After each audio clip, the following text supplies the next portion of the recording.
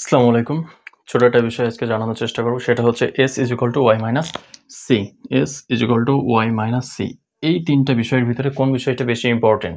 এখানে s তে হচ্ছে সঞ্চয়, y তে I সঞ্চয়,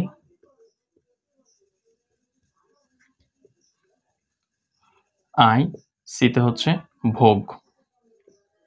খুবই শর্টে বলব যে এই ৩ টা বিষয়ের ভিতরে কোন বিষয়টা বেশি ইম্পোর্টেন্ট? s তে সঞ্চয়, y তে I, c তে ভোগ। তোমরা যদি কেউ জেনে থাকো অবশ্যই কমেন্টসের মাধ্যমে জানিয়ে দিবা যে কোন বিষয়টা বেশি ইম্পোর্টেন্ট। সো এর ভিতরে বেশি ইম্পোর্টেন্ট বিষয় হচ্ছে আমাদের I মানে Y। সো Y থেকে আমরা যদি I যদি না করি তাহলে আমরা ভোগ করতে পারব না। আর ভোগ না করতে পারলে আমরা সঞ্চয় করতে পারব না। কারণ মানুষ তার আয়ের একটি অংশ ভবিষ্যতের জন্য রেখে দেয়, সেটা হচ্ছে সঞ্চয় এইটা। এবং যে আয় যেখান থেকে করে, আয় করে যেই বিষয়টা ভোগ করে, যেটা ব্যয় করে, ব্যয় করার মাধ্যমে তার ভোগ হয়। সো এইটা হচ্ছে সেই C। সো আমরা বলতে পারি যেই ৩ টা উপাদানের ভিতরে সবথেকে ভেরি ইম্পোর্টেন্ট যে বিষয়টা সেটা হচ্ছে Y। কারণ ওই Y যদি আমরা মানে আয় যদি আমরা না করি তাহলে আমরা সঞ্চয় করতে পারব না, আবার ভোগও করতে পারব না।